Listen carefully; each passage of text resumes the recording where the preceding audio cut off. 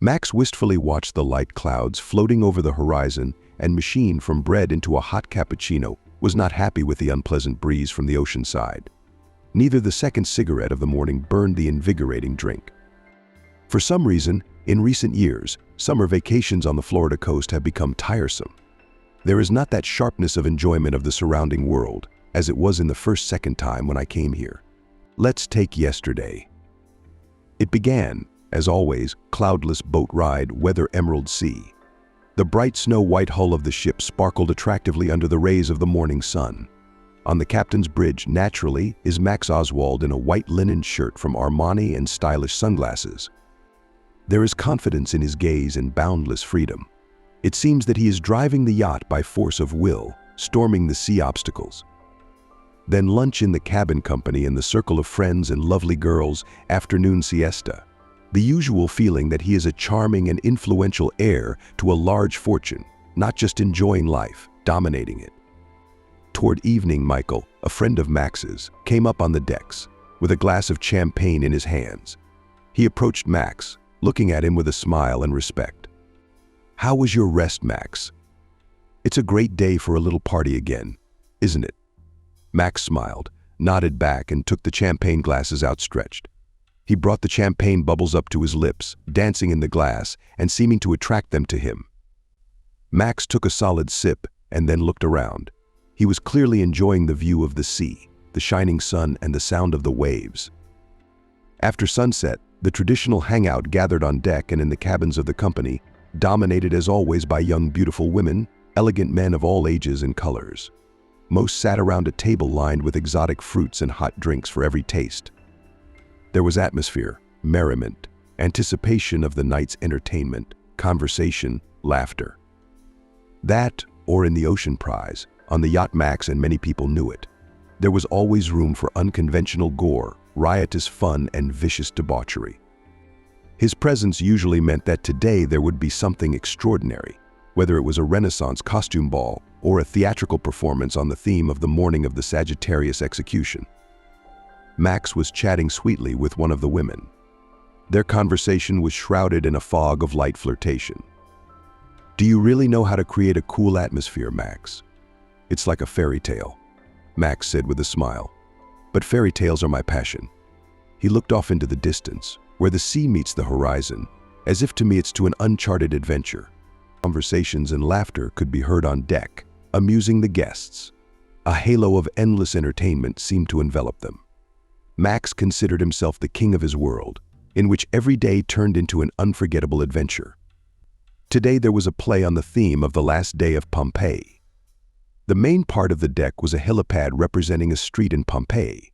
Actors in era-appropriate clothes walked around, greetings were exchanged, callers were heard, and shouts of sellers of various small goods were heard. By the way, Max turned to the interlocutor. "Anyone can join the troupe. The costumes are prepared. Do you see how many guests have accepted the offer?" The sun shone brightly over the improvised city.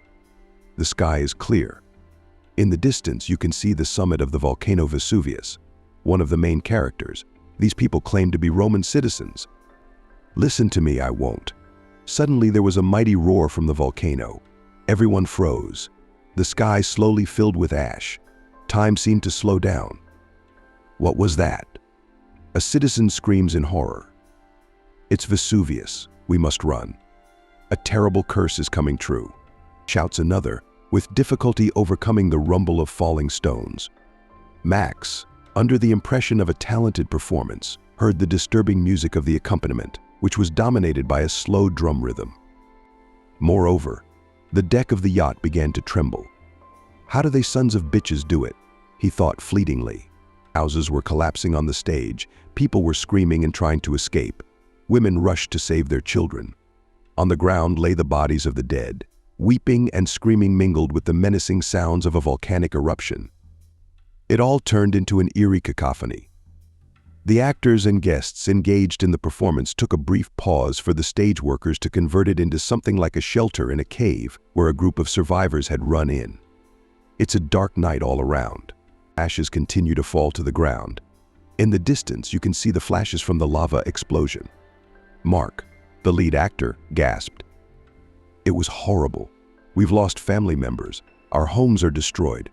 Lucia is crying. My mom. I don't know where she is. We must stay together, support each other. Vesuvius has not yet calmed. At that moment, Max even shuddered. There was a rumble, a volcanic eruption, and the ash on the stage began to fall even thicker. We're all going to die here, in this shelter. Gaius, no, we are not giving up. We will fight and we will survive. The formidable voice of the volcano sounded a powerful crescendo. There's no point in continuing to describe this spectacular spectacle.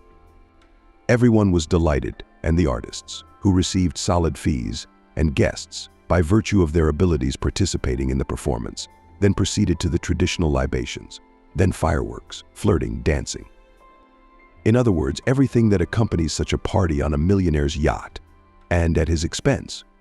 I must be getting old, Max thought.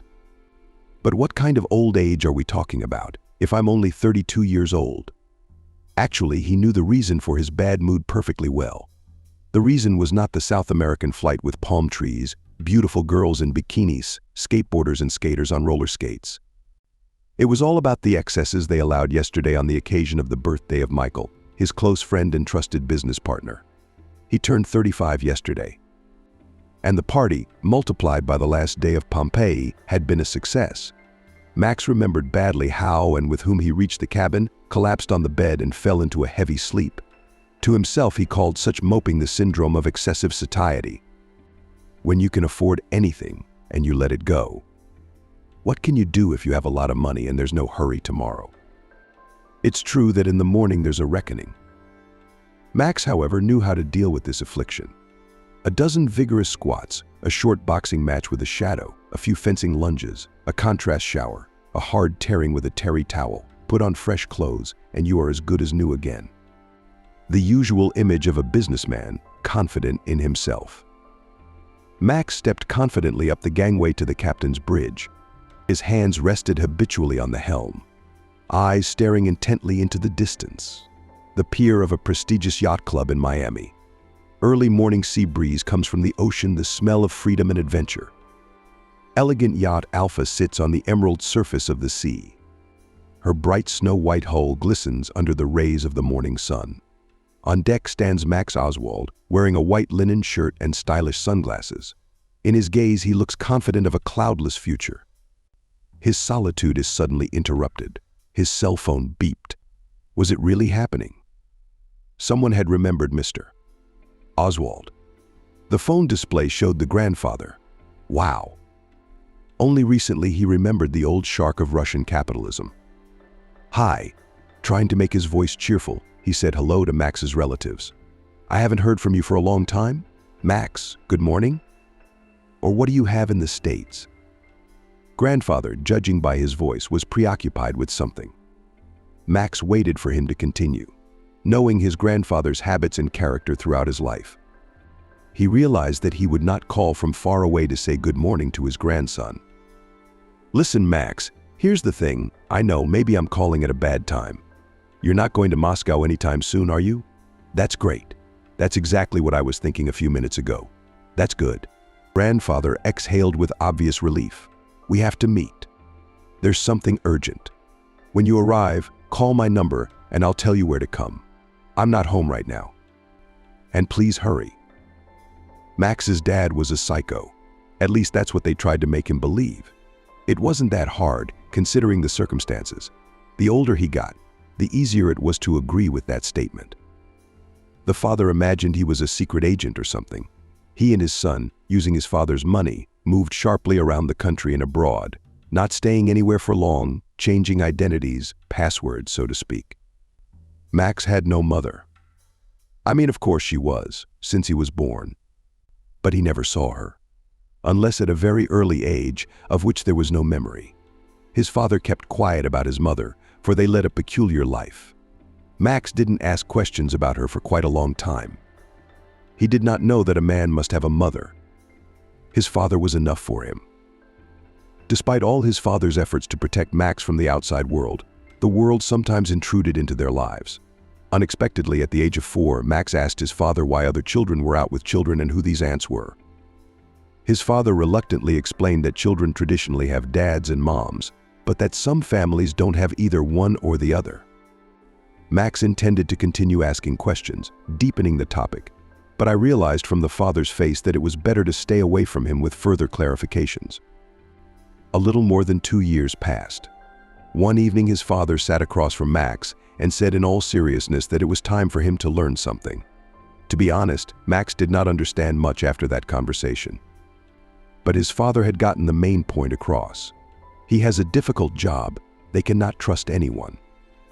And the main thing is to be extremely careful. In fact, Max had heard all this many times. But that night his father emphasized his mysterious work. Numerous enemies who were waiting around every corner, and the need to be smarter from behind the gate to the left than they were. Max especially liked what his father said he was his greatest treasure. He must remember that, hence, not give his enemies any reason to triumph. So busy saving the world and fighting with a powerful, invisible enemy, they could not live like normal people neither in kindergarten nor in schools Max did not go. His father tutored him himself. The program included all the mandatory subjects for a good high school. As it turned out later, the preparation turned out to be on the level.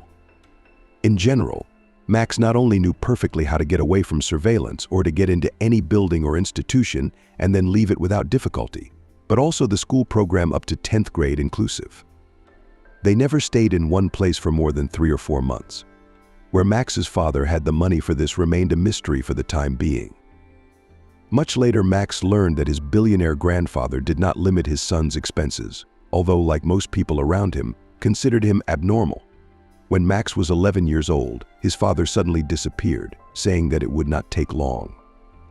He would not explain the reasons, though you could tell by the look on his face that they were valid. Max completely moved into the care of his grandfather, lived in his luxurious mansion, surrounded by a crowd of servants.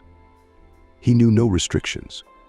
To match him were friends and neighbors, the scions of wealthy families that make up the elite of the country.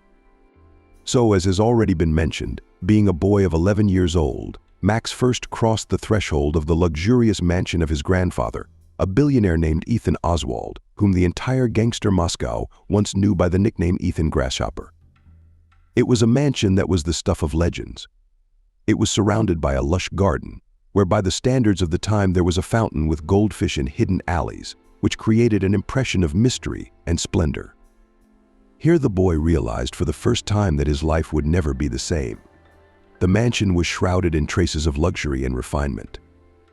Magnificent halls furnished with priority works of art, custom-made furniture made by famous masters of their craft, mosaic ceilings, stained glass on the windows, malachite and flooring crystal chandeliers. All this created an impression of incredible exposed wealth, which in time made Max somewhat change his habits and ideas about life. Over the years, he naturally became more familiar with his grandfather, who despite his advanced age was full of strength and energy. Grandfather was a strong, dominant male alpha male, as his female admirers respectfully called him. Max gradually realized from whom he had inherited his determination, his belief in his uniqueness, his infallibility, and his sense of self-worth to others. Max often accompanied his grandfather named routs and parties, where there was a real underlying battle between the representatives of power and financial gatekeepers. As a teenager, he'd been hanging around the slightly older heirs of wealthy families, listening to them talk about big deals, scams, investments. He could only understand part of what he heard, though. It was clear to him that these, if I may say so, youngsters could afford much, if not everything. In turn, their adult friends and grandfathers taught Max that money gave them the power to control not only their lives, but also the world around them. He watched with excitement and interest as their heirs carelessly spent money on buying luxurious things, on traveling and entertainment. And every time Max saw their satisfied faces, he felt that he himself, as if reluctantly, began to realize the benefits of big money. He saw how they approached life with ease, without looking back at the past, without wondering about the future. So he decided to try it on himself. Max embraced their easygoing attitude toward people, toward life in general. He simply relished the opportunities that his grandfather's fortune afforded him. His previously simple, humble lifestyle with his father had given way to self and luxury. As Max went through the school of excitement in a world that was new to him, He realized that money could open up opportunities he had never even dreamed of before. He was taught not only the basics of business partnership, but mastered etiquette and manners of behavior to become a full member of the elite class of nouveau riche. Thus began a new chapter in the life of Max Oswald. He step-by-step adopted the styles, philosophy of life of the heirs of rich families, who dashingly manipulated people, not caring about the consequences of his and his parents' fortune. Without looking into the future, they unconcernedly enjoyed all the advantages that fate gave them just by the fact of being born into a rich estate. Initially, Max had a feeling of boundless respect for his grandfather and his way of life, listening to endless stories of his associates and friends about the dashing 90s. He learned from his grandfather exactly how to dash against fate, to be steadfast in the face of danger, to make difficult decisions. One day, pretending to be asleep, he listened through the loosely closed door of his room. As one of the veterans of the glorious gangster battles told in colorful detail how Ethan Grasshopper had gone alone against a gang of gastronomes who had come to Moscow to win a place in the capital's criminal sun. Ethan, of course, emerged victorious from this fight. Max gradually and imperceptibly changed his habits, moving from a skeptical lifestyle with his father to the peak of risk-taking and the bliss of being able to enjoy his grandfather's wealth. He diligently studied the art of refined pleasures and subtle enjoyment, adopting from his grandfather and his friends the secrets of a peculiar attitude to life. He studied together with the heirs of really rich families, spending most of his free time with them. Max began to treat differently the problems of human relations, the traditional conflict between man and woman, the many philosophical and religious postulates which he had been diligently taught at the prestigious Lyceum and then at MGIMO, flew past his ears without straining a single twist in his brain. He saw how the majors bathed in luxury and wealth, how they incessantly traveled around Europe and America, enjoying unique comforts that only big money can buy. He was getting more and more confident with the idea that the life of a billionaire heir was something special. And he tried to absorb that feeling with every fiber of his being. Examples of how cynical and soulless were his then friends at the university, for a long time remained in Max's memory. Majors, students of MGIMO once came up with the following fun for nothing. It was called the lice test. Those wishing to join their cohort received a difficult task, the fulfillment of which depended on the chance to be accepted into the glorious ranks. That time the task was to follow a friend of the alleged spy, to make a route of his movements in Moscow, and if possible, to expose him. The test subject was given a used, unremarkable foreign car Matisse Gray, which the day before had been rented, outlined the car of the criminal, wrote down its license plates. The organizers themselves, as they say, stocked up on popcorn and prepared to watch the free performance from afar. The designated Renault car drove out of the service parking lot. MGIMO turned right to Vernadskogo Avenue. Matisse clearly followed her, apparently forgetting that there is no left turn on the avenue if you go through the center, and you have to go further in a straight line and only there turn around. When turning, the cars get closer together, and it is difficult to hide the fact of pursuit. The driver of the Renault was obviously not lacking in observation and intuition. He apparently decided to make a little experiment. He changed his route and headed for the nooks and crannies around the Olympic Village. It was the perfect place for this kind of exposure. Turn after turn, acceleration. Following the braking, the cars were glued together. Finally, Renault pulled into the corners, accelerating as if he was going to turn off. This trap was good that the dead end of the street is not recognizable even close. The driver of the French car braked sharply too, but with a little delay. Made a poor man on the Matilda, and, of course, slammed himself into the trunk of the first one. Before getting out of the car, the driver of Renault checked under his arm, obviously something impressive. Then resolutely approached our hero. What burgundy-colored ID card did he show? What were they talking about in raised tones? It was not seen, not heard. True, soon a police funnel appeared in the courtyard of the house, and the hapless pursuer was taken away. The next day the company laughed amicably over the details of the story of the spy catcher, who, after a little trumpeting, was let out of the police station only in the morning. He was, of course, admitted to the company without informing them that they knew the owner of the Renault perfectly well. It was a colonel, a close buddy of the MGIMO pro-rector for personnel. The other fun was dressing up in appropriate clothing, making contacts and carrying out the action together with the tanks. Max remembered well the first such experience for him. The future diplomats had agreed to meet a group of punks late at night in the subway district of Troitskaya Street. Max then for the first time scrutinized all 5 informals. That silver pigtails, red or blue combs, shaved skulls with tattoos in the form of mysterious symbols on dirty faces, numerous metal glitter piercings. Almost everyone was armed with bats, knives, traumatics. After a short ritual of greetings, they set off in the direction of Komsomolsky Avenue, over which the highway ran. In this way, they covered about 1 kilometer. However, Max could have been mistaken in estimating the distance. There was not a soul on the avenue. The cold wind from Moscow was blowing furiously on the wet asphalt and splashing into puddles. Finally, the group turned right and went deeper into a nearly unlit neighborhood. Against the black sky darkened even blacker squares of houses. They staggered through bedroom neighborhoods, passing islands of bare trees and playgrounds behind iron vegetable gardens. The farther away, the more sullen the landscape became. Abandoned warehouse buildings, shutters closed tight, vacant lots, predatory silhouettes of tower cranes. The dwellings were gone. The wind raced paper bags, empty plastic bottles and cardboard boxes across the flat terrain in the thickets of burdocks. For some reason, it smelled strongly of gasoline. I think we're here. Ahead of us was a vacant lot, bumping up against a graffiti-covered wall. Max felt as if everyone around him could hear the loud beats of his heart. Only a little later did he realize that it was a noise in the damp air, made by some kind of machinery. There was a construction site going on somewhere nearby, and machines were still working the night shift. The group stopped. The leader of the punks turned to the new members of the community, as they believed. Now it's your turn. Show us what you can do. What's the trick? There's an unguarded entrance in the wall we made a week ago. It's what's known as dog watch. The hours are 3 to 0500.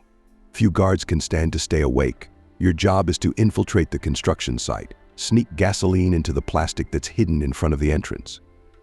If you're lucky, grab everything you carry, spare parts, scoops, boots, the sweetest part. Sneak into the workers' quarters. There's a lot to be had there.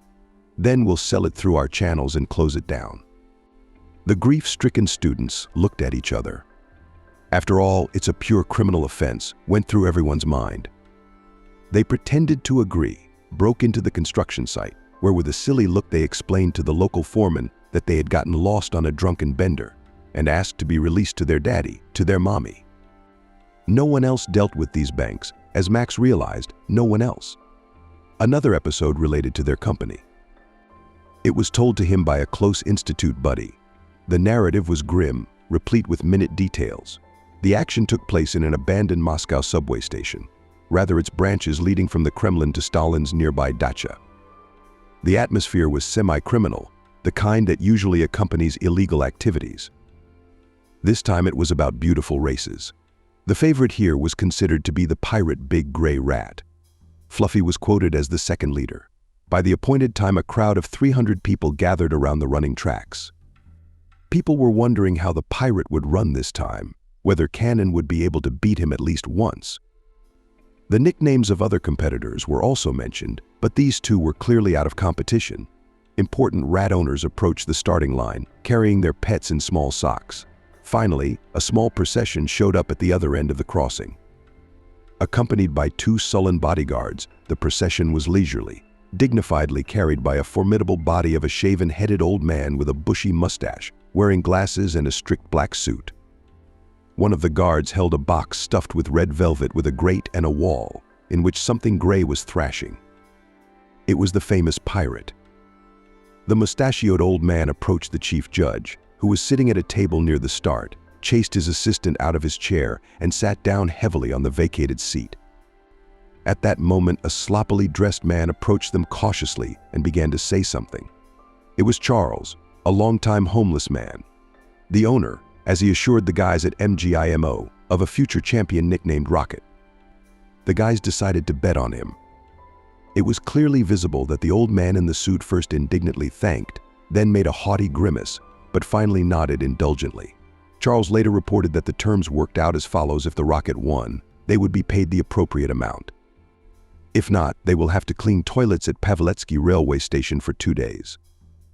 After a stern look at the assembled audience, the referee fired a blank shot from an old Makarov. The rocket broke free first, so that the hearts of its fans clenched joyfully. But then, when the other rats rushed forward, who rushed slower, who rushed faster, rocket, not living up to its proud name, crammed into a corner 5 meters from the start, and stayed there. The pirate won. In second place was something indecipherable. Fluffy came in third. The old man with the mustache was discussing the results of the race with the idea. He was terribly pleased. The boys had hoped that they had been forgotten. Like old gentleman suddenly slapped himself on the forehead and, smiling affectionately, beckoned Charles with his finger. In general, the students had to chip in big to compensate Charles for the physical and moral damage from working in the restrooms at the train station for not 2, but a whole 7 days, because he worked alone instead of 4 people studying at the elite lyceum. Then an elegant, completely effortless enrollment in MGIMO. All that remained in his memory for the 6 years he spent within the walls of the stylish building on Lobachevsky Street in Moscow, the alma mater of most Soviet and Russian diplomats. A gathering of majors in a cafe on the first floor. They usually pulled up at the university. By 12 noon, they would gather in the most prestigious cafe of the university. They'd order a cup of coffee with a copy of Cream, which cost, by the way, $100. We'd have lazy, unhurried conversations. The main topics that yesterday did were who will go on vacation, who bought a fancy jacket and for how much, what other things are in trend right now, for how much money allocated for the month of dad and mom to visit the lecture room or language room. The case, as a rule, did not come. The problems of the sessional plan was solved simply included telephone law, from which the desired grade appeared. So in entertainment and adventures years of study flew by. Having received a diploma, Max, of course, did not spend a day in the civil service. He was comfortably ensconced in the office of the general director of Rosprom, building the leading company in Dead's business empire. At his service, in addition to a solid salary and a percentage of the firm's profits, he was provided with a solid staff, many of whom were engaged in solving his personal affairs.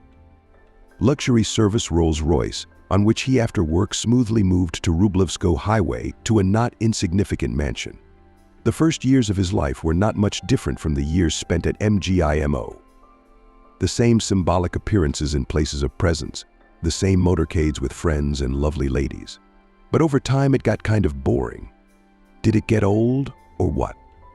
Max suddenly felt a taste for making money with his head. Little by little he began to delve into the intricacies of the construction business, learned to distinguish really valuable employees from smiles, realized the beauty of the results achieved in the course of complex negotiations. The only thing that did not let go was the habit of having fun in his free time. A craving for the institute with whom, friends? Apparently the famous syndrome was stored in my brain.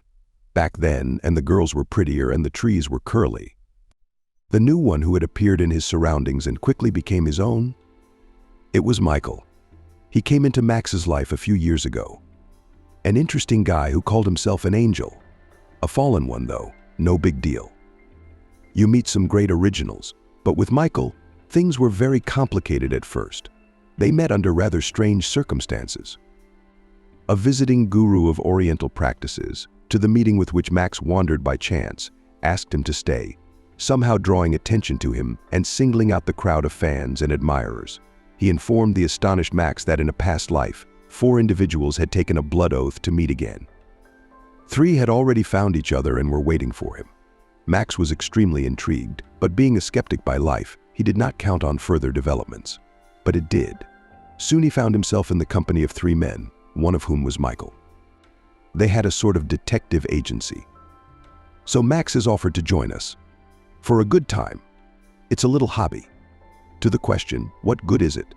Max gave the answer: he is needed by the collective, because his presence awakens in the others additional hidden abilities, such as psychic abilities of intuition and even the gift of foresight.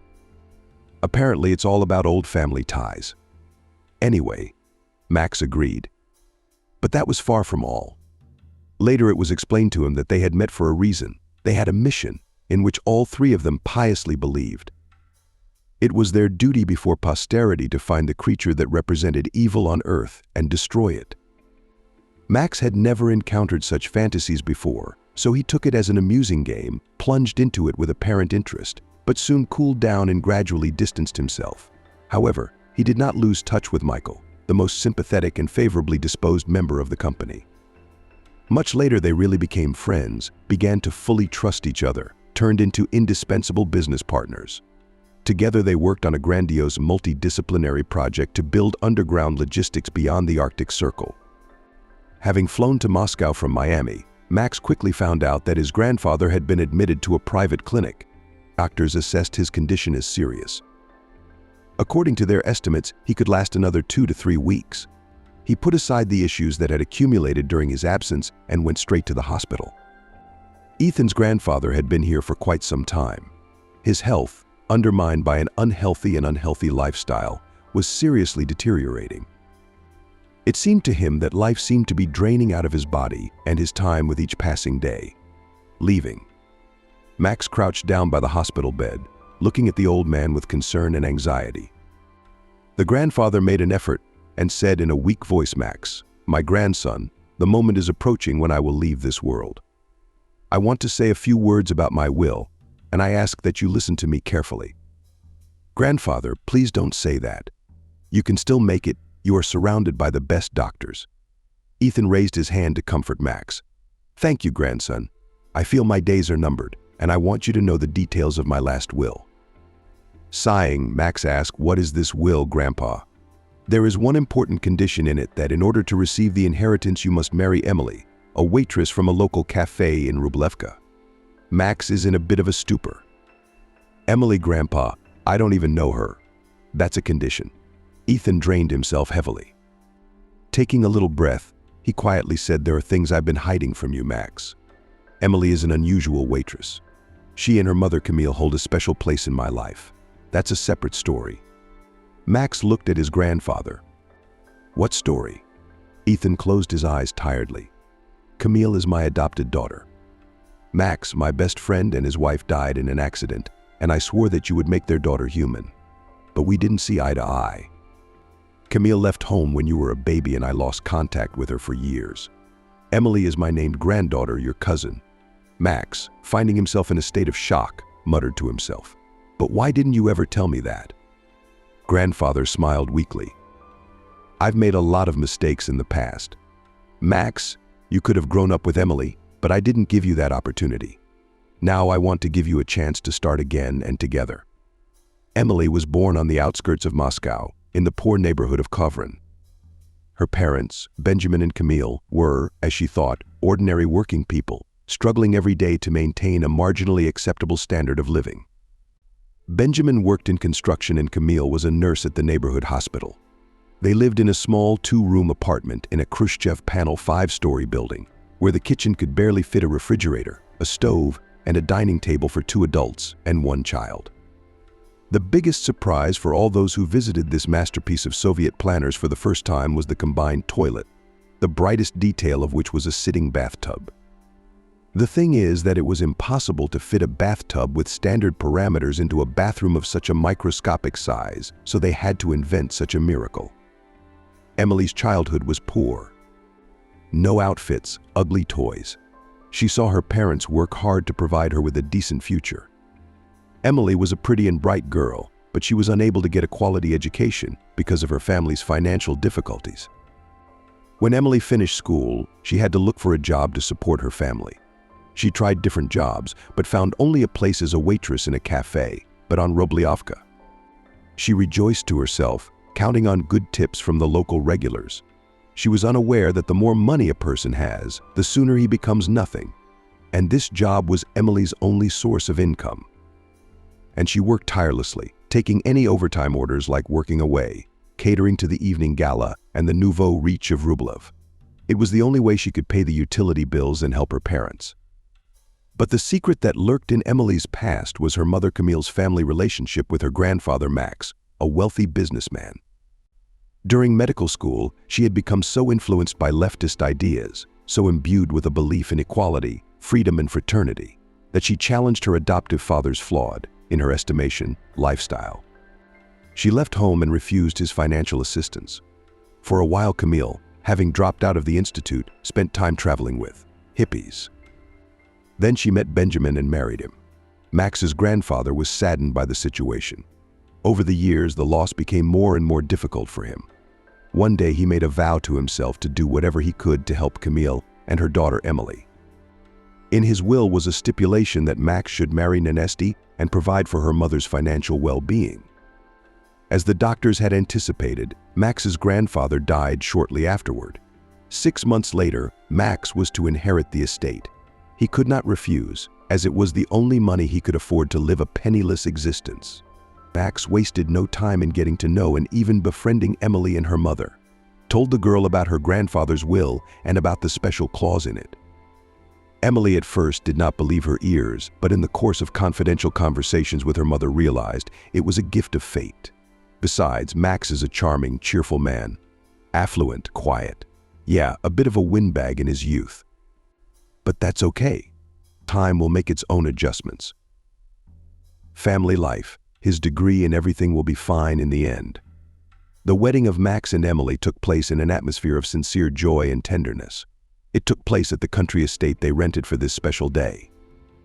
Guests were greeted by arches of fresh flowers at the entrance to the manor, and the paths in the park were lined with rose petals. Max in a black tailcoat with a rose. Bud Bright looked elegant, and Emily in a wedding dress with a long train was simply irresistible. For this couple, who became married by the will of their grandfather's will, it was not just an act of formal union, but a chance to start a new life together. The highlight was the ceremony held in the open air.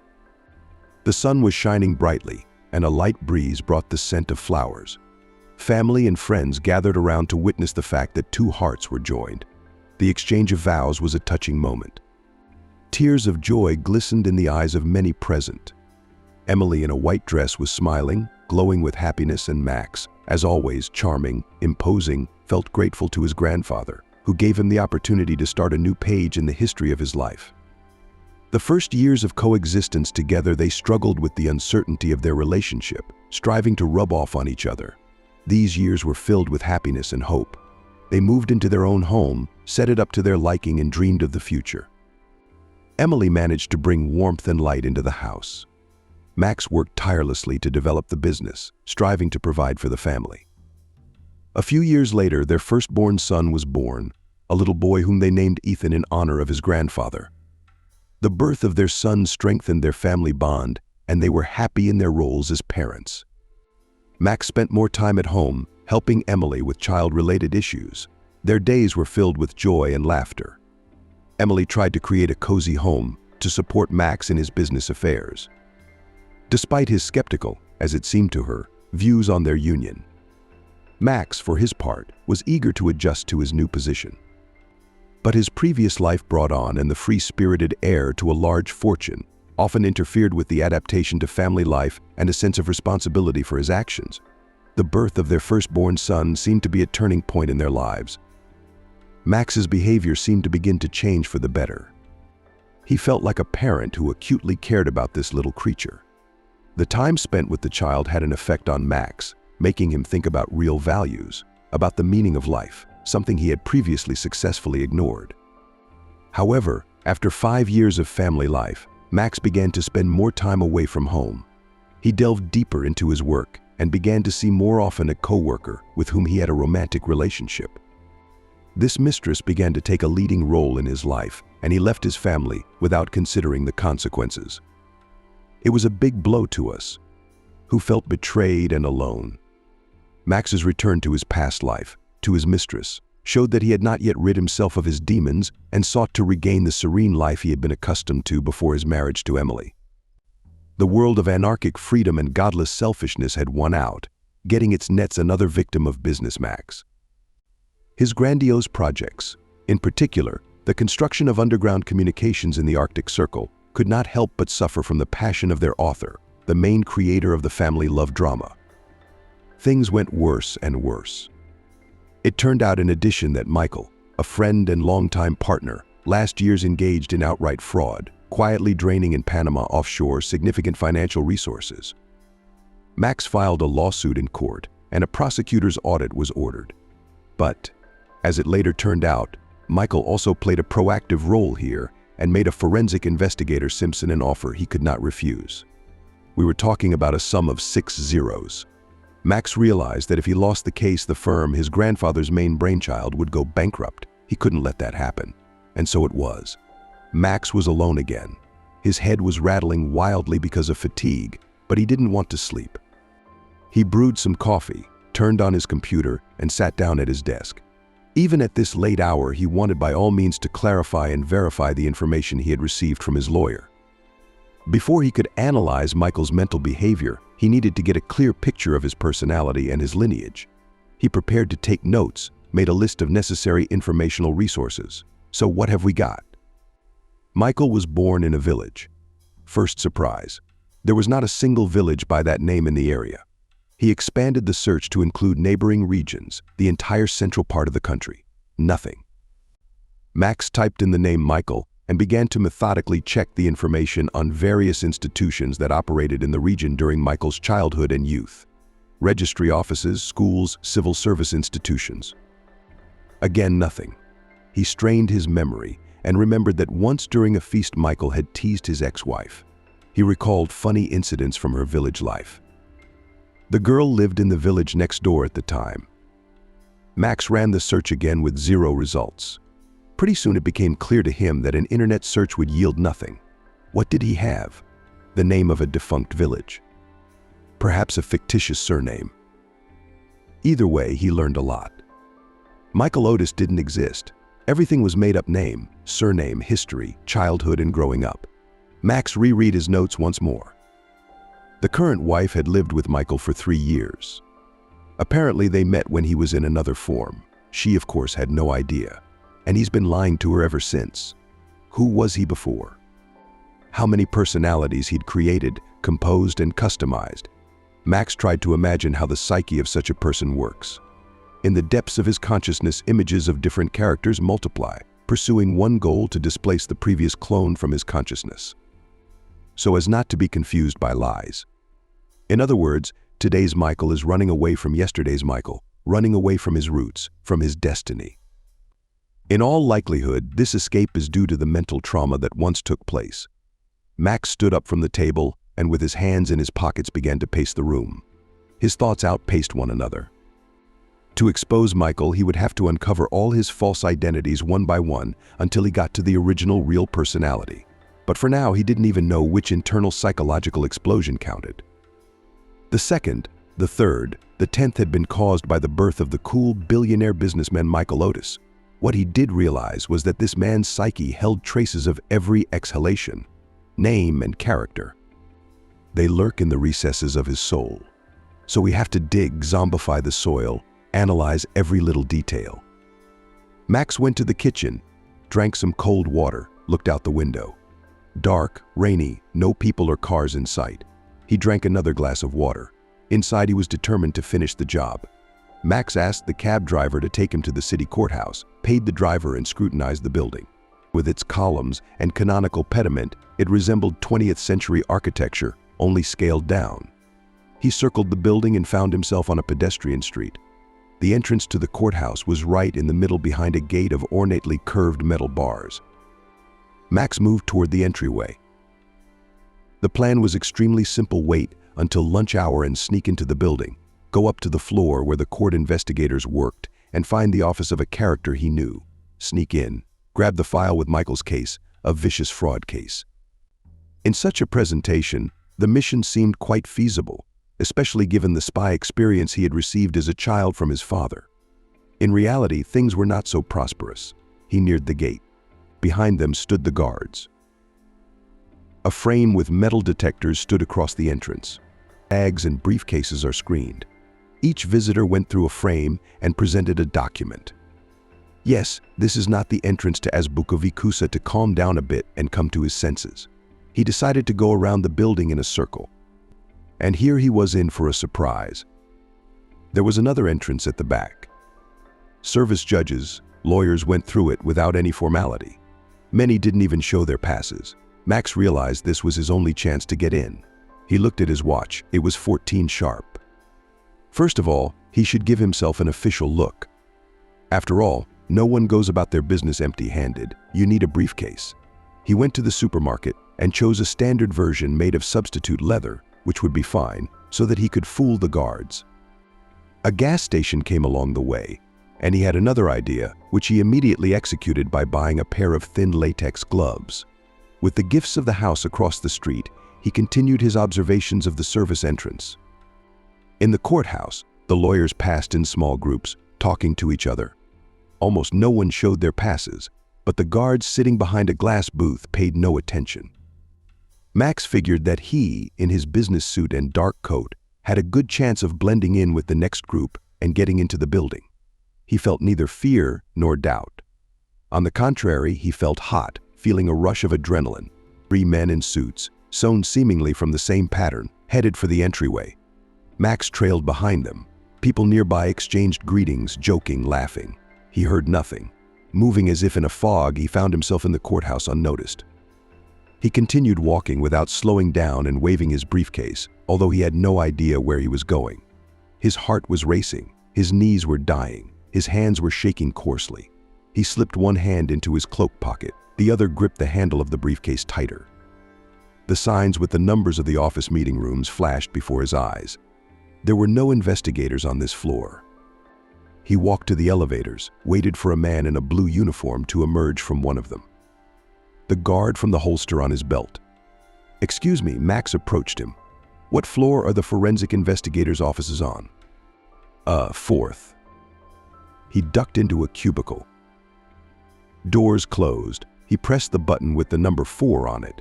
His hand, damp with sweat, was still trembling. Wiped his hand with a handkerchief and invited his hair in front of the mirror. He was surprised to find himself being looked at by a perfectly balanced character with a calm gaze. In any case, there was no trace of fear on his face. Coming out of the elevator, Max found himself in a reception area behind a glass hall, where several people with summonses in their hands were sitting and standing. A tall girl, apparently a secretary, was assuring the numbers of the subpoenas with entries in the reception log. Realized that the man was quick to figure him out. He quickly went to another elevator and had already put his finger on the call button when he noticed that the door of the emergency exit was slightly ajar. At first, he couldn't believe his eyes. It was luck. The lock tab had been pulled out, preventing the door from closing. Pushing his doubts aside, he slipped behind the door and found himself in another hallway. Max walked past the doors to the offices, reading the signs on the doors with the names of the investigators as if he were dancing a card deck. At the 7th to last door, he saw Simpson. He pulled on his gloves, closed his eyes, and turned the knob. Surprisingly enough, the office was unlocked. The next instant, he had already made his way into the room, feigning the door behind him. With an effort of will, he slowed his breathing and looked around. Cheap flooring, execrable curtains, metal filing cabinets. Max walked over to a desk piled with documents, pondered. Most likely the investigator had received the documents from the police department not so long ago. So the folder should be found somewhere at the top. He started looking through the files. There wasn't one. Max noticed a second door in the office. It was obviously the secretary's room. He went into the next room. Here too, the desks, cabinets were bursting with an abundance of court cases. He had reached the second cabinet when there was a knock on the door. He froze in place, even stopped breathing. The knock was muffled again. Max didn't move. My feet felt like they were embedded in the floor. Someone was pulling the knob on the outside. The secretary, unlike the investigator, had closed the door to her room. Before he could rejoice in his good fortune, he heard another knock on the investigator's door. "Mr. Simpson." The knob. The door turned. Footsteps were heard in the next room. Max stood neither alive nor dead. He had turned to wood. The old branches under the oak tree flowed for several endless seconds. He could hear someone walking in the study. It seemed to him that the walls between the rooms were thinner than toilet paper. Even his heart slowed down. And then he heard a light slap. It was a new case file on the investigator's desk, he guessed. Footsteps again. A knock shut the door. Employee whoever he was. Max walked out, found a chair by feel, and slumped powerlessly in the seat.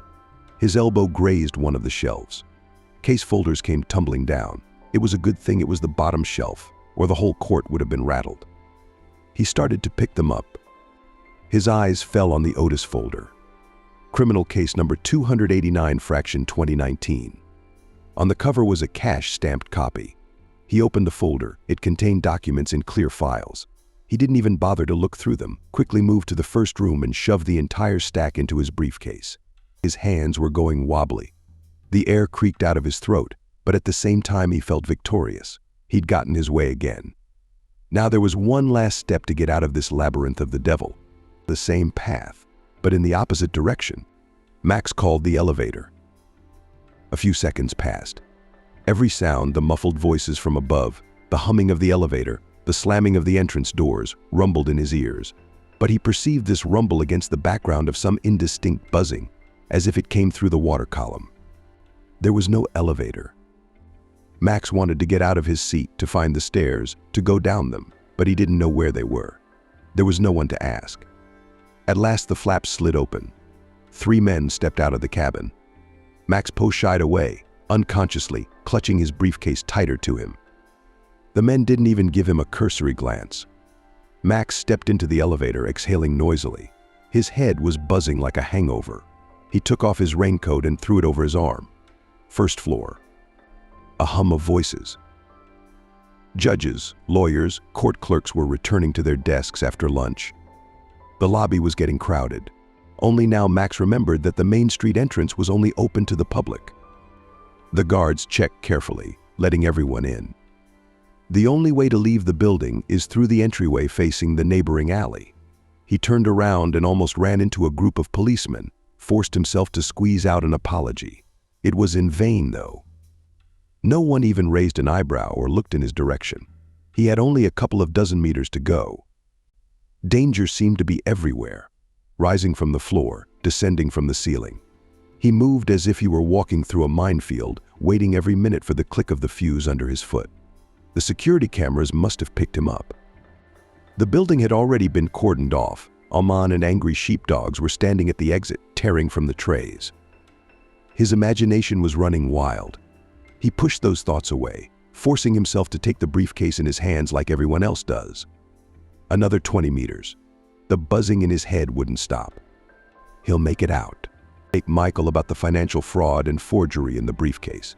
He will triumph over them all again. He barely had time to turn left when through the glass partition he saw Evelyn, Michael's attorney, enter the courthouse.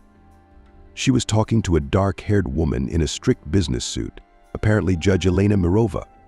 He walked backward and had almost reached the middle of the hall when he heard a response, with a thunderous boom that resounded through his inflamed brain. Max. He couldn't help himself and looked back. Evelyn had broken through the metal detector frame, setting off the alarm, and was rushing toward him, showing security her ID as she went. Max whirled his head, frantically suppressing the urge to run as fast as he could to blend into the crowd, where he would be virtually indistinguishable in his black cape and dark suit. He'll just go with everyone else at the same pace. They won't catch him. He's sure to find another way out of the building. Evelyn's voice echoed in the far corners of the hall. Detain him, the man in the dark suit. Stop him. Thankfully, Max didn't twitch. Most of the men in the hall were wearing dark suits. They were all making eye contact with each other now, trying to figure out who this determined lady meant. Max began to look around too, carefully copying the expressions of the faces around him. Shine. In the distance, he saw with the edge of his eye a figure in a guard's uniform, his hand reaching for a pistol. Evelyn was no longer holding back the capabilities of his vocal cords. The man in the black suit with the cloak in his hands, Max almost reflexively shoved it under his arm. A commotion began all around. People were shouting, pushing, police were shushing. The floor shook, the rumbling in his ears intensified even more. The guards and policemen drew their weapons with their barrels, not realizing who to aim at. Visiting officials began to crouch, covering their heads with their hands or briefcases. They too were shouting something in the background of their voices. What Evelyn was shouting was almost inaudible. Max, meanwhile, was moving a little farther away from the entrance fearfully, like everyone else, looking around. One thought was bouncing around in his head. The exit must find another way out. He looked back again. People were walking haphazardly through the hall, police officers trying to bring some order among them. There was an unimaginable noise. There it was, to the left, the burning sign for the emergency exit. He quickened his step, almost sprinted, and was already pushing the handle when there was a shout behind him, obviously addressed to the policeman. Right behind you. The door is behind you. But Max had already jumped over the threshold with his foot and slammed the door shut, turning the handle with the lock, blocking the entrance. He found himself in the back room of the courthouse. The bare concrete walls were sparingly lit by daylight bulbs. He walked on. Consciousness achieved, thoughts appeared and disappeared spontaneously, leaving no trace in his brain. Another door with a fence appeared. He had almost reached her when a man suddenly appeared out of nowhere. After a moment's pause, he drew his revolver and pointed it at Max. Not from his seat. Max froze. His eyes merged the shape of the guard. The face and figure of the armed man was covered with a veil. Max stared at the man silently. "Let me through, I beg you." There was a blaze in his gaze. Suddenly it was as if the murky veil had fallen. He realized that the enemy was as confused as he was. Pointing the muzzle of the revolver at Max, he simultaneously pulled from his belt the walkie-talkie that was stuck there. In the next minute, the roles in the confrontation changed abruptly. Now the guard was already looking at Max, pleadingly. He dropped the briefcase, grabbed the stun guns, pinned the man against the wall, shocked, put them to his throat, dropped the weapon. Before he could finish speaking, the weapon slammed soundly to the stone floor. No resistance. Without loosening his grip. Max fumbled with his left hand. The guard fumbled for the walkie-talkie on his belt and slipped it into his jacket pocket. He bent down, picked up the revolver and hid the walker. Only then did he take a step back and examine his opponent. Noticed the glint of the handcuffs attached to the Kremlin on his belt. On his knees, hands behind his back. The man did as commanded. Max. His left hand pulled the handcuffs low, lifted the arm of the defeated opponent, and clicked the bracelet on his wrist. Then slipped the remaining handcuffs onto the other wrist. Max lightly tapped the fellow on the back of the head with the handle of his revolver. Now somewhat dazed in handcuffs, he will not soon come to his senses and get out. He'd have about 5 minutes. He ran as fast as he could down the corridor. He stared into its receding prospects, looking for a way out. The revolvers, the walkie-talkie, were knocked to his stomach, stuffing his spare belt. It was a drunken sensation. Now he knew he would escape. Through the intricacies of Max's winding corridors, he made his way out onto the street not far from the main entrance to the courthouse, directly across from the city's police station. All round, vans and cars with and without flashers were roaring away from the entrance. Armed police officers were flying out of doors, jumping into cars as they went, sirens blaring. So the entire city police force is after him. He ducked into the courtyard, tossed his rations into the first trash can he could find. From now on, all his possessions were reduced to a revolver, a chauffeur taken from the guard, a cell phone, and a file of documents. It's time to make a run for it. It is necessary to find a reliable shelter and in a quiet environment to study all the materials of the case, to outline a new line of behavior. This is the only way to restore his reputation. The sirens are distant. Apparently the police were blocking off the neighborhoods where the court was located. Soon dispersed to all wards. The order to detain him with his picture will be sent to all the press and television. They won't let him set foot in the city. The count is not on hours, but on minutes. On the other side of the street, he noticed a store selling inexpensive clothes. Lowering his head low, he crossed the roadway. A bell rang nearby. He jerked and froze in place. Right in front of him and menacingly a streetcar honked. The counselor Max a few minutes looked in the wake of the streetcar, gathering his wits after the experience of fear. Then he went into the store with an expression of complete indifference. A saleswoman came out to meet him. He explained he was going skiing. He needed a sweater, a down jacket, and a knitted hat. Of course, everything he needed was in stock. "I fully trust your choice," he emphasized and hurriedly took refuge in the fitting room.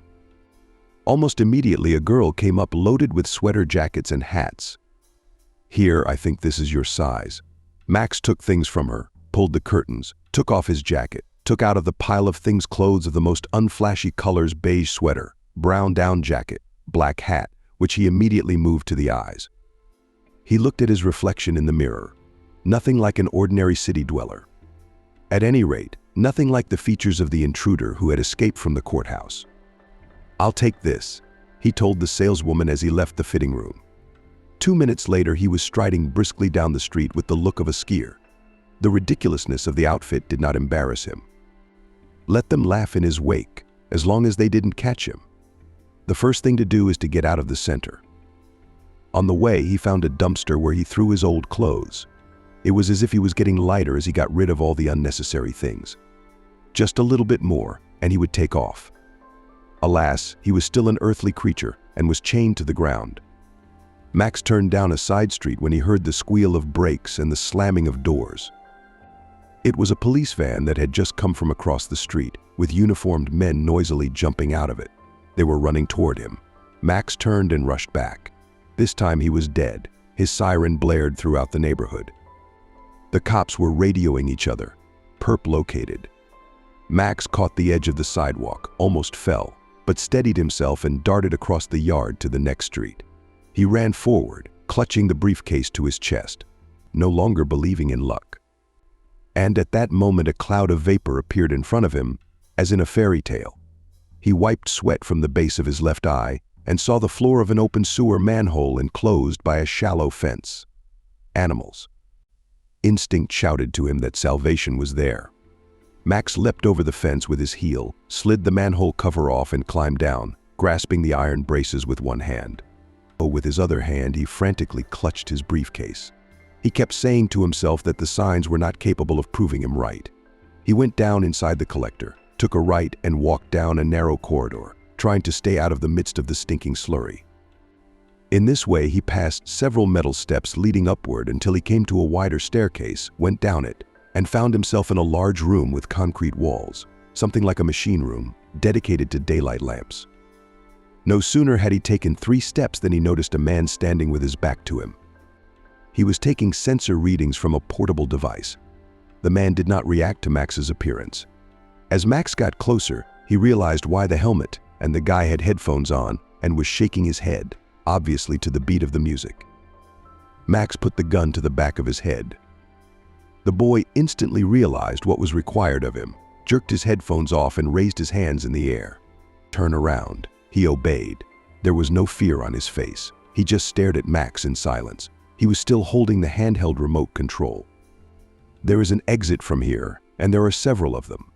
Each underground gallery has several exits. The nearest one is from here, and the farthest ones are outside the city.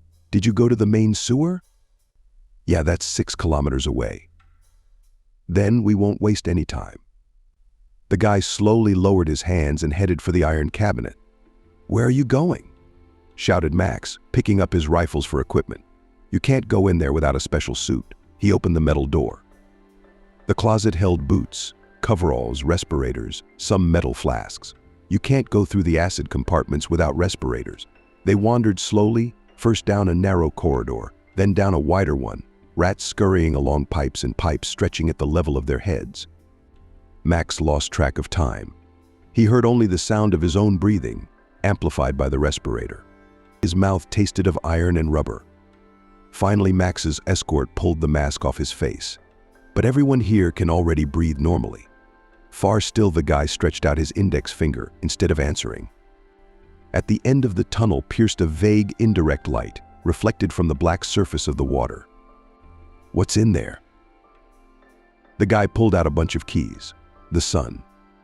Max now had all the evidence of Michael's guilt on his hands. The only thing that didn't sit right in his mind was how his best friend could betray him. They had been inseparable for the past few years, dreaming and planning for the future together.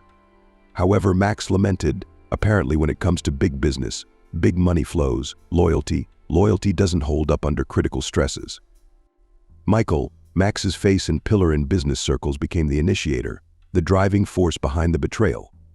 Believing in such basic concepts as friendship, nobility, and honor, Max entrusted Michael with the management of the preponderance of his financial wealth. This mainly involved foreign bank accounts. However, the trust turned to tragedy.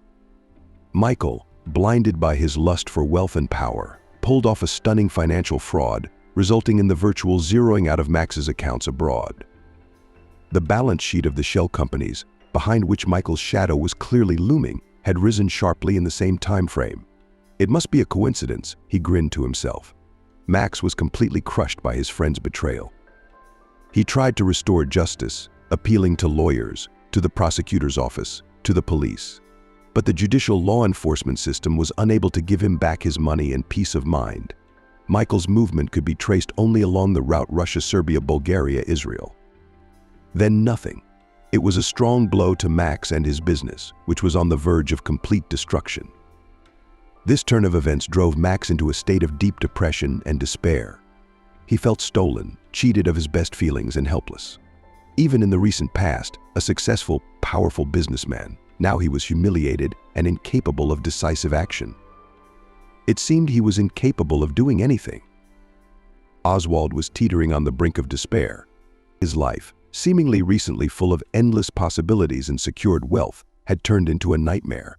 He was sure that his underground logistics project in the Arctic Circle would be an important step towards extraordinary success. He had invested all his money in it, mobilized all his connections, and it seemed that a brilliant future was on his doorstep. But the moment Michael's closest friend and partner did his dastardly deed, the whole beautiful structure, the foundation of which was laid by his grandfather, began to crumble. Finding himself suddenly alone, Max was faced with such a mass of debts and financial obligations that he simply spasmed in front of.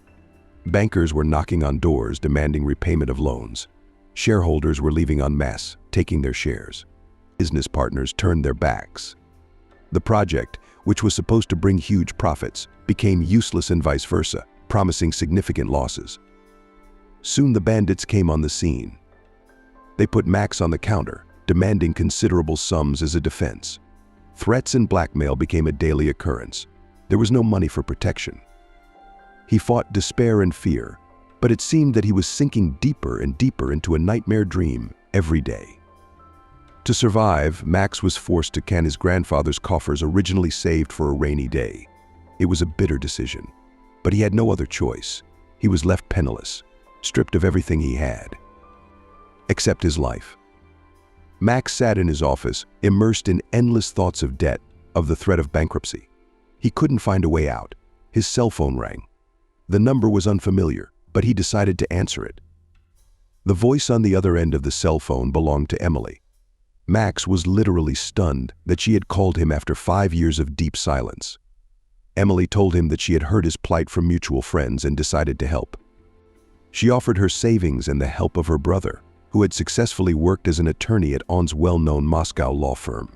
Emily was sure could assist Max in a legal confrontation with Michael's lawyers, at least in recovering part of his fortune. Max was grateful for Emily's outstretched helping hand. At the same time, he was racked with mixed feelings. He chastised himself for the pains of disappointment he had caused in her soul by leaving the family 5 years ago. However, he couldn't help but realize that this was his last chance to save his grandfather's family honor and business. He grasped at this straw to rebuild the building empires, to regain Emily's trust and love, as if to befriend his son anew.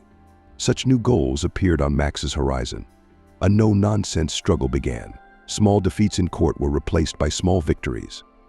Max felt that he was becoming stronger in the spirit of legal battles. He badly needed adrenaline, and even more to be able to lean on Emily's solid, reliable shoulder. His rear end was as solid as ever. The trial between Max Oswald and Michael Otis was one of the most famous cases in the Russian jurisdiction and attracted international attention. The dispute involved huge financial sums and business interests on both sides. Max accused Michael of tricking him into selling his shares in a number of companies at a reduced price. He also claimed that he had an oral agreement with Otis about a joint business. The trial, which took place in the Moscow City Court, involved numerous witnesses, including friends, acquaintances, and partners, the plaintiff and the defendant. During the trial, evidence and testimony were presented and financial transactions and agreements between the parties were analyzed. After 2 years of endless arguments, additional investigations, and changing testimony, the judge ruled in favor of Max Oswald, stating that Otis' attorneys had not provided sufficient evidence of his innocence. This outcome of the trial was characterized by the legal community as an important event in the judicial history of the Russian Federation and was of great significance in the context of international cases involving Russian businessmen. Then Max realized what it meant and the growing despair of those around him, and first of all Emily, because of the inability to stop the dark stream of his consciousness, typical of the pre-trial period. He himself could not make the connection between reality and his thoughts, as if he had fallen into a full-blown slump. It seemed to him that the thoughts had turned into raging creatures that were about to destroy his familiar inner world. But all this time he continued his desperate search for someone who could become a bridge between the two worlds of the past and the future, who will translate the meaning of deeds and desires characteristic of that time and today. Once in a series of frozen days and nights filled with nightmares, he woke up at 3 and clearly remembered the dream he had just recognized. He had been wandering for a long time through endless underground tunnels with one goal in mind. In doing so, he was clearly aware that the goal was undoubtedly close at hand. He was looking for a community of outcasts whom the prosperous people living above had forcibly driven into the stinking underground and wanted to destroy physically. He felt that kilometers of tunnels and many days of wandering were about to lead him to a secret door, opening which he would gain an understanding of all the secrets of the universe and save the innocent inhabitants of the underground city. All the long journey, all the efforts made, will make Max without hesitation. He was sure of it even in his dreams. To swing this door open and face the light of absolute freedom. He grasped the handle of the door and pushed it open. At that second, the first shell outlined a trail of fire and struck the very center of the town. Immediately, 3 more of the same meteors tore through the space. Max rushed back, hoping that the volleys could still be stopped, Persuaded explained. But he immediately shrank back, realizing that tragedy had already struck. Orange flames swept over the buildings. A cloud of dust and lime of construction debris swept by. New explosions surrounded it on all sides and it collapsed, and letting down a tired, exhausted groan, it was enveloped in smoke and burning houses. The shells kept falling and falling, and each death echoed longingly and painfully in Max's soul. He tried desperately to fumble in his mind for even a trace of that certainty which had just now so pleasantly filled and warmed him, that which promised salvation to him and to the unfortunate prisoner. It had given meaning to his existence, but there was nothing left of it. Consciousness was like an abandoned tunnel, the subway dark and deserted, and Max clearly, acutely felt that there would never again appear a guiding star by whose light he could measure his life and find the right meaning in it. But the second thought of his inflamed mind, what about Emily and little Ethan? He woke up. The dream didn't seem to let go. But his mind was working clearly. No, he wouldn't let someone tear his life and business apart in the wreckage of his former construction empire. What his grandfather had created, he would revitalize the family fortune, put it on a solid foundation. Max moved into the living room. Not wanting to sleep, he sat, immersed in deep thought. All the past year's accomplishments and miscalculations, successes and defeats. He put them on a scale of good and bad. He wondered how events might have unfolded if he hadn't trusted Michael so blindly, if he hadn't ignored some of the hints and direct warnings. A sharp regret filled his heart as he realized how much these mistakes had affected his life. He had lost his savings, his business, and even his faith in the goodness and nobility of human nature. But even more painful was the realization that Michael's trust, his friendship with him, had been the tool he had used against him. Max moved imperceptibly to the thought of Emily's importance and role in his life. She was the person who restored his hopes and restored his fighting spirit. With her help, he realized that he needed to be able to choose his friends and partners wisely, carefully analyzing their actions and reliability. He realized that she is a faithful and loyal companion, and together they will be able to revive the business, to build their own happiness. Max remembered all the difficulties they had overcome together. Every day he appreciated more and more Emily's unwavering determination and her talent in assessing the business and human qualities of potential partners. He remembered that it was she who had given him hope of winning justice and restoring his repute. Her dedication, her willpower, had made a lasting impression. He also realized that every mistake in his past had become a lesson, a better one from which to pave the road to success. These mistakes not only damaged his life and business, but also gave him valuable material for analyzing mistakes and enriching his worldly baggage. Max realized that without this unfortunate experience, he would not have become the strong and determined man he was becoming now. He promised himself that from now on he would refrain from unbridled trust in people, just because they were pleasant to talk to, and promised a strong friendship, but would be guided by the harsh reality and facts. Max closed his eyes and felt a warm feeling. Deep down, gratitude to Emily for her loyalty and selflessness. He promised himself that despite past mistakes and current challenges of fate, he would fight to the end for his family, its fortress and well-being through the chain of events. Actions, consequences. Max felt relieved. He got up from his chair, went to the window, pulled on his shatora. The sun was rising over the city. A new day was beginning. This is symbolic for me, he thought. Not just a new day, but a new life. I need to have a decisive talk with Emily today. Max stood nervously, shuffling from foot to foot in front of the door to Emily's room. His heart was beating harder. A thought pulsed in his head, only everything must be done calmly and properly. He knew it was time to repent and show Emily how seriously he took his words, promises, and actions. Gathering his courage, he knocked softly on the door and entered the room. Emily was sitting at the table. In front of her were folders with documents. On her face read the intense work of thought. When she saw Max, she smiled. Her eyes sparkled with joy. "Max, I'm glad you're here," she said, getting up and coming closer. "Something's up." Max sighed and looked her straight in the eyes, feeling a surge of courage. "Emily, I have to talk to you. I want to reevaluate everything that happened in my past life. I made a lot of mistakes and I regret every single one of them." Emily frowned, but did not interrupt him. She gave him a chance to speak. "I made an unreasonably high bet on Michael, and it cost us practically the business and most of our savings. I was stupid, blindly trusting him without checking the facts, without auditing the documents. Forgive me for not thinking of you and my son and leaving my family. Your advice, your doubts flew past my ears. I was in a fog. I guess that's how a junkie feels after he's had another dose. I took his hands in mine." Max. "Everyone makes mistakes, but the most important thing is to learn from them and strive for the best. I have long forgiven you for the past, but I want to be sure of the future." Max nodded. Tears of gratitude showed in his eyes. He continued, "I want to say that I've thought about a lot of things, and I'm different now. I want to build our future on trust and honesty. I have realized that we must be careful in choosing our partners and not let anyone take advantage of us. I want to invite you to do everything together to rebuild the family, to make it strong and healthy. The future of our business directly depends on it." Emily smiled, seeing the sincerity and confidence in Max's eyes. "I have always believed in you, Max. I am ready to follow you on your new path and support you in all your endeavors." Max and Emily instinctively embraced, and in that embrace were mixed feelings of gratitude, forgiveness, and hope for a better future.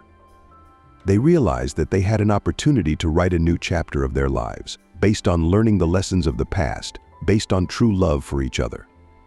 They sat down at the table, continuing their conversation. Max talked about his new plans and the goals he wanted to accomplish to rebuild the business. He talked about how he wanted to improve the control system to avoid repeating past financial losses. He suggested using new methods of analyzing and evaluating partners to make sure they were reliable. He also talked about how he wanted to creatively create new products and services to make them competitive in the marketplace. Emily listened to him carefully, taking note of the passion with which Max talked about his new ideas. She loved seeing him as convinced and ambitious as before. She sincerely believed that together they would be able to achieve their ambitious plans. "Max, I fully support your ideas," she said quietly. "I believe in you and in our capabilities. You can be sure that you have a strong family behind you, a strong family to lean on." Max smiled back and took her hand and kissed it. "Thank you, Emily. Your support means a lot to me. I believe that together we will overcome any difficulties and achieve success. Now I have more strength. I am motivated to be better and more reliable for you and for our son." They sat. They talked, hugged, and again discussed the prospects of their new future.